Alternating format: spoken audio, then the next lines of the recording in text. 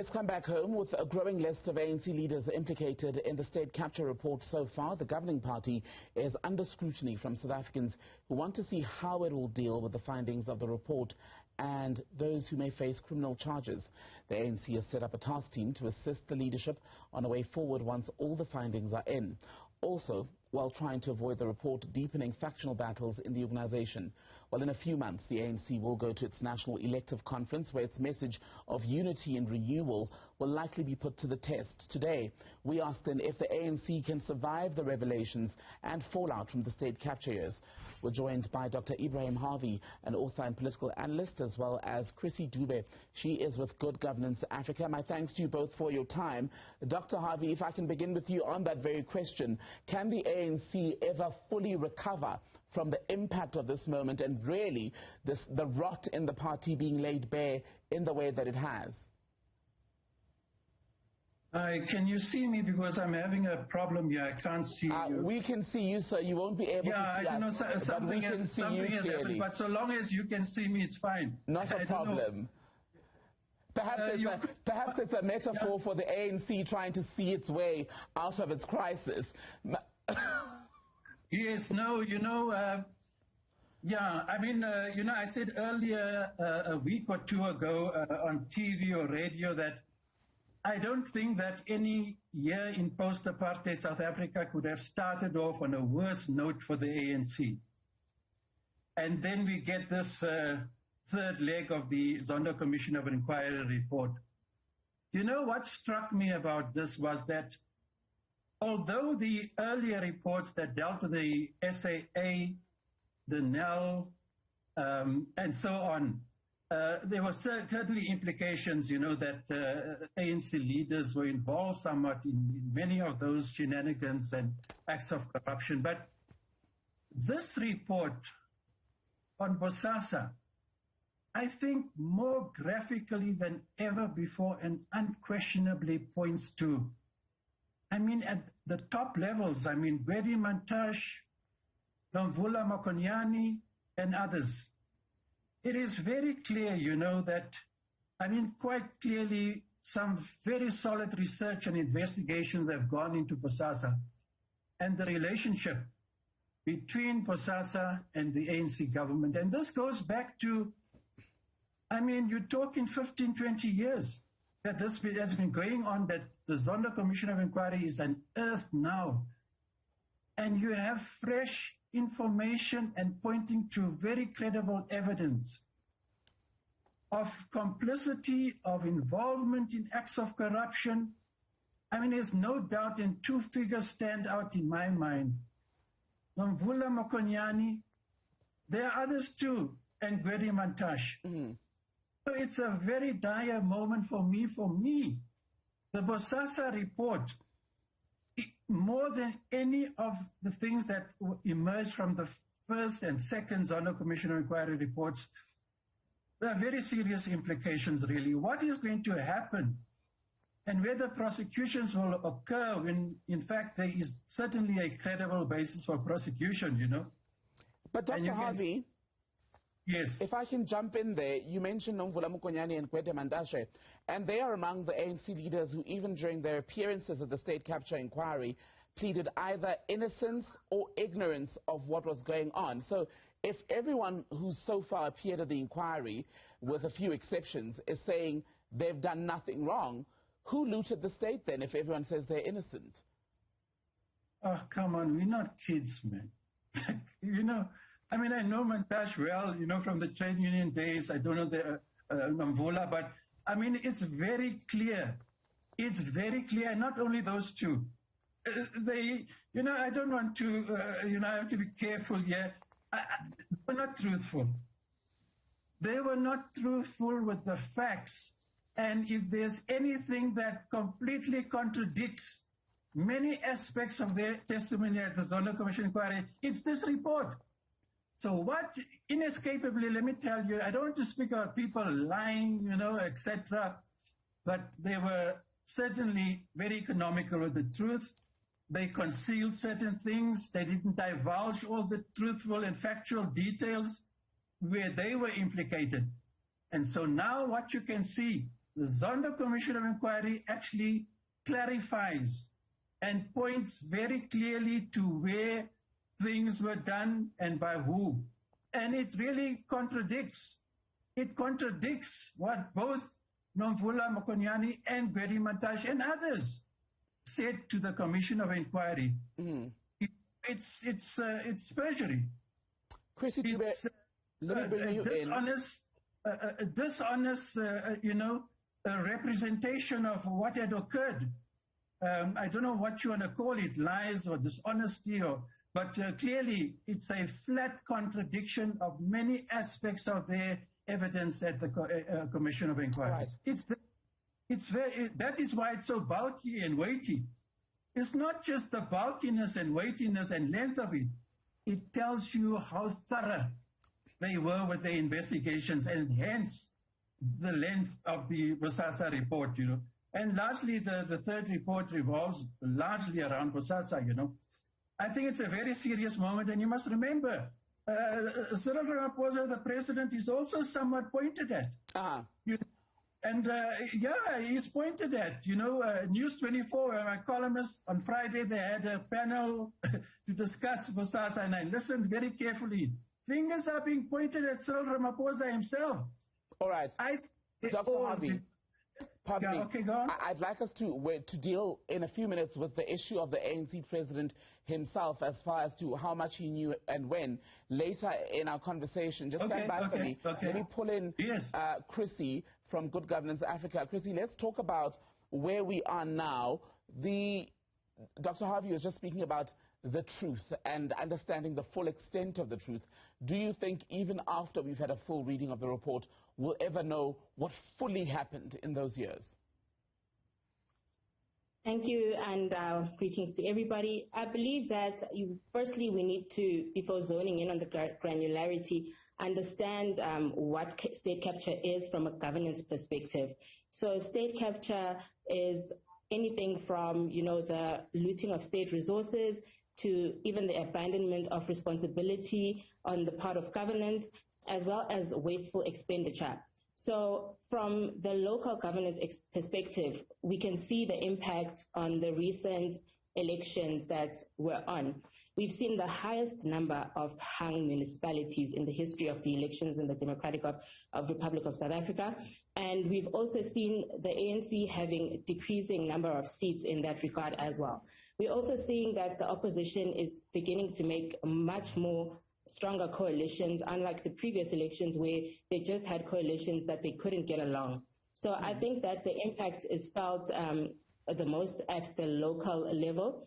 And what we can do is just hope that the Commission will be able to uphold the rule of law and hold the people to account for their actions. And can we say then, Chrissy, based on the electoral data you've just cited, that it is a reflection, perhaps, that South Africans are tired of having to forgive the ANC? It's very worrying, if you ask me, because you can see that there's been a shift in the liberation generation. We see that the younger voters who are coming in aren't necessarily voting in the same way that their parents were voting. And it's definitely a red flag and a cause for concern for the ruling party. And let me come back to you, Dr. Harvey. You were just talking about lies a short time ago. And just as Chrissy was referring to voting patterns, you wonder, where do South Africans turn to when overall there's just such a lack of trust in the promises, the commitments, and even claims of innocence from the highest levels of our politics? Well, that's the thing, you see, and you must remember, this is the ruling party. You're talking about what was once a very dominant, they strolled the electoral stage like a colossus until, 2004, the electoral decline of the ANC more seriously began. But you're talking about, the oldest liberation movement, they say, in Africa, and who could touch the ANC in the first decade, at the polls? So what we really... But the Zondo Commission of Inquiry, what it does, there's a combination of both. You can see the 1992 Ready to Govern ANC document was an absolute untruth. They were nowhere near ready to govern. And hence you can see so much evidence. Forget about the corruption. The corruption comes later on. But often within the first decade or two and then later on, which coincides with the growing corruption that the Zona Commission of Inquiry exposes, is the wanton incompetence. You know, I often say the ANC has done black majority rule the greatest disservice you can ever imagine. Let me tell you, and it's a fact.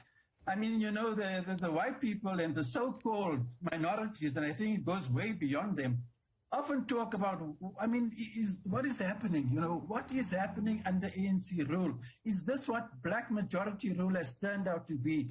And you know, if you go and do a study of Nationalist Party rule from the time they won the 1948 elections, what they did for the Afrikaner working class, who enjoyed amongst the highest municipal standards in the world, and you look at what the ANC did, forget about anyone else, the African working class I want to focus on, is scandalous. The African people, that's why when these so-called minorities complain to me and they say, hey, Ebrahim, the ANC is neglecting us, coloreds, Indian. I say, you know, that's true. But the African people are still the worst off. And in fact, they are in material social terms worse off today. Can you believe that? Than they were under apartheid. Go and walk around in the townships. It is an unmitigated mess around the country. 27, 28 years of ANC rule. And now you have this avalanche of evidence of wanton corruption. Wanton corruption which this commission has.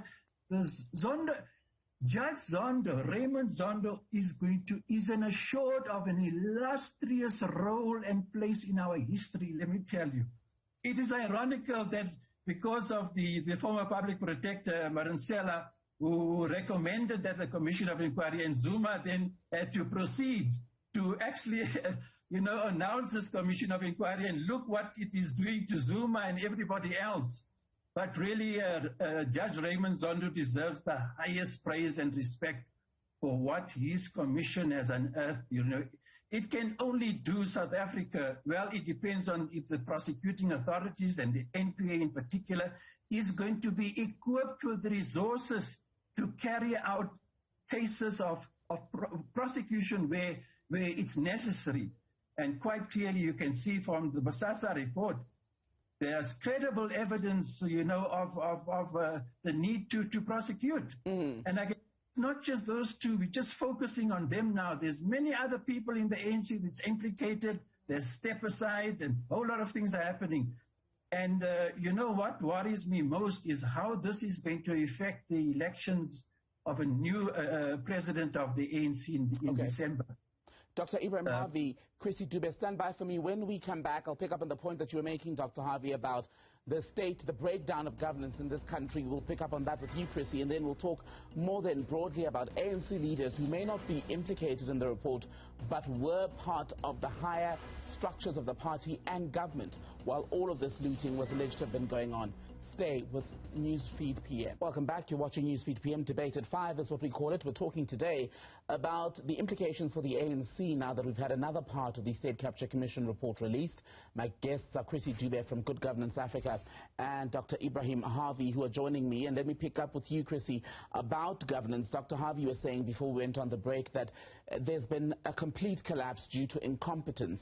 How does the country begin to rebuild, and how long will it take us?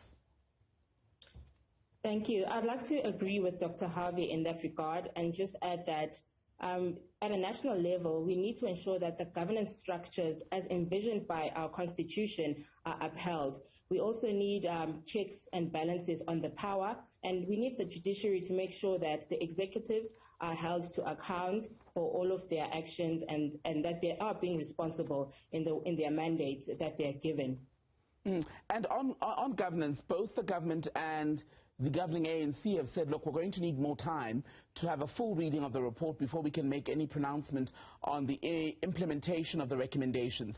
From a governance point of view, is it really fair for them to say we're not going to take any immediate action based on what we know? I believe that from a governance perspective, what is important is that all the information is made available to the state at large and to the ruling party and to every other party, and that they are given enough time to look through the documents and understand them. This is only fair to the ruling party and to everyone at large. However, they can't take forever to do it. It does need to have a time cap to it, a reasonable time cap that can be given by the Commission itself, but it is within reasonable demand for them to ask for enough time to read through the document. Let me circle back to a point you were making earlier in our discussion, Dr. Harvey, about President Cyril Ramaphosa. In this report, the Zondo Commission has not made any adverse findings against him. That's to do with the Bosasa donation that was apparently facilitated through his son, who had a dealing or business relationship with the company. Yes, Ramaphosa initially, we recall, when he was asked in Parliament, said he didn't know it had happened, and then the story changed, leading to suspicion and accusations that he'd deliberately misled Parliament. But more broadly, can he really claim, or can he really be let off the hook completely as someone who was deputy president while all of this was going on?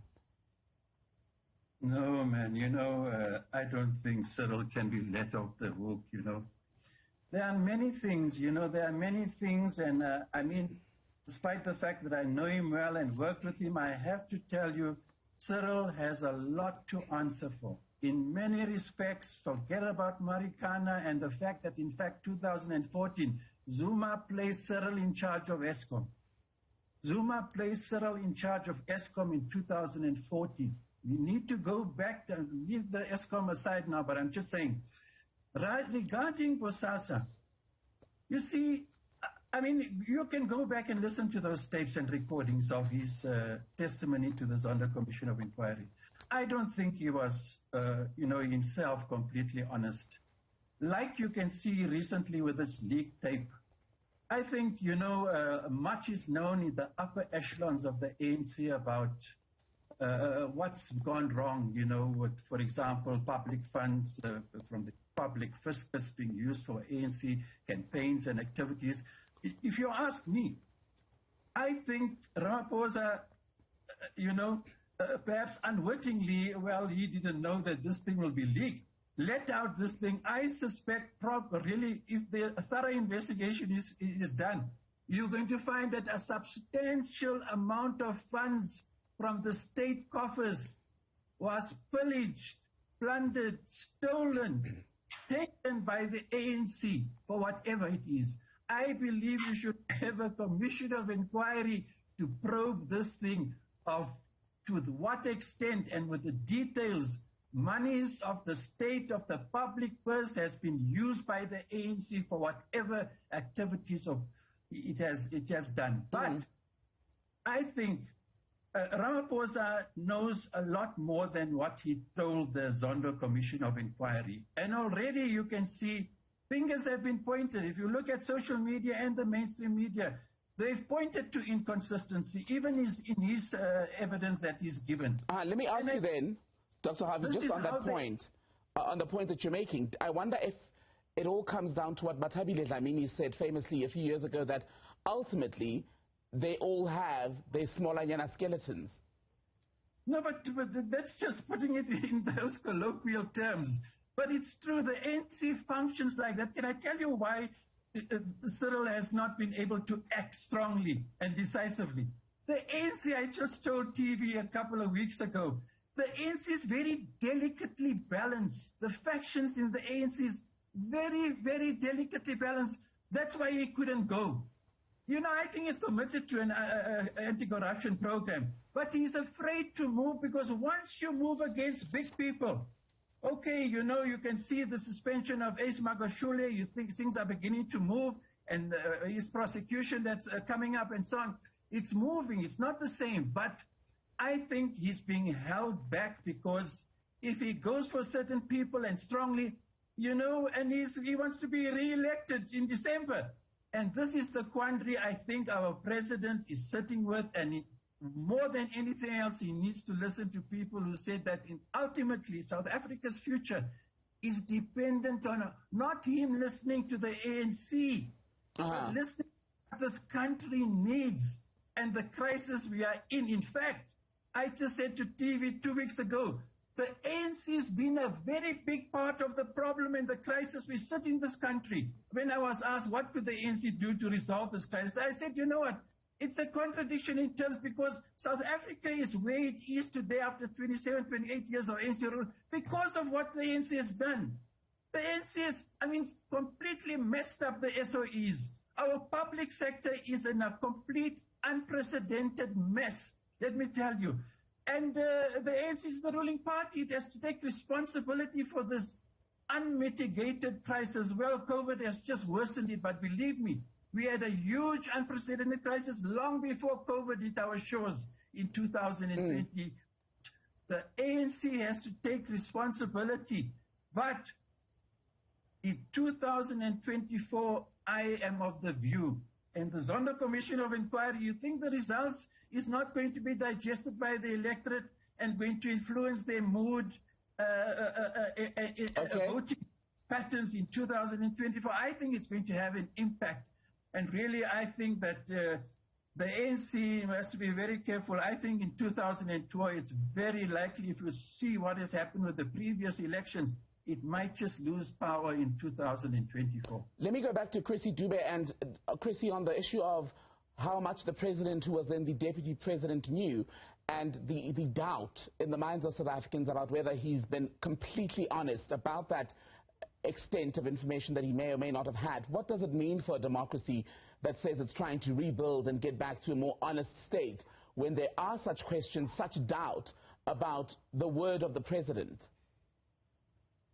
Thank you. I think that that proves that the governance in the country is to some extent questionable.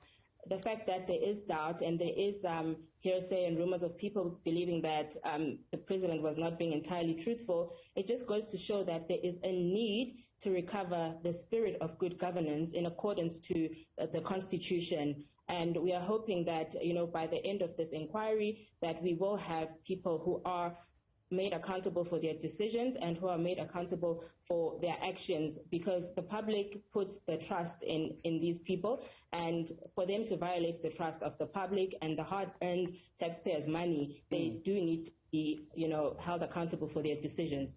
Let me ask you a question I asked Professor Madonsela earlier today, Chrissy, and that's whether South Africa needs to move in the direction of a law that completely forbids politicians or public servants from receiving any kind of gift from people who are in business.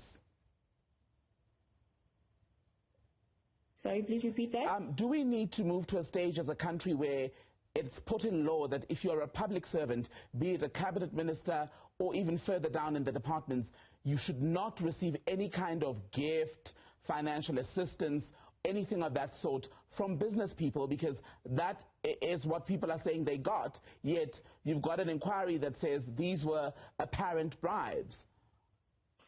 Yes, I think it's worrying that we're at that stage where we want to altogether do away with it, because it just goes to show that what was in place before that had a cap on the amount that they could receive is not being followed through to. So I think that we need to focus even more on the implementation of, the existing legislature before introducing more legislation that will just not be implemented at all.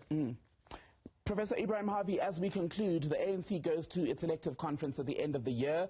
Gwede Mandashe has said, even when he was speaking, defending himself this week, that he hopes that the findings of the inquiry will not be used for factional gains. What's the likelihood that that will actually happen?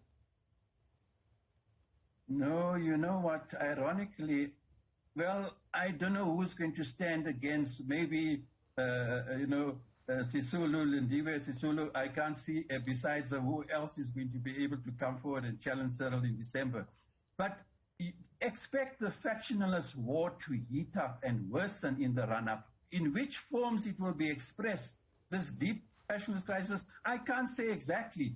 But clearly somebody is going to have to emerge to challenge, and I think it's going to be Lindiwe Sisulu to challenge, Cyril in December. But I want to just say something very quickly about corruption. I know you're ending it. You see, you have to make this realization is very important. Corruption has grown in inverse proportion to the deepening of black poverty and unemployment and inequalities. You've got to catch that thing. And that is what worsens this whole thing about the impact which corruption has had. Can you imagine the amount of monies that were taken from the public purse that could have been used for water, sanitation, electricity, and housing? What a massive dent in poverty alleviation. And these basic needs and infrastructure would have been able to be obtained and provided to people. If this massive, I don't think there's another African country where corruption has been so serious and has denuded the fiscus of so much funds and resources that could have been used, to deal with this social crisis that is at its worst ever in post-apartheid South Africa. Thank you very much for your time. Dr. Ebrahim, Harvey, as well as Chrissy, Dube, thank you both for your time today.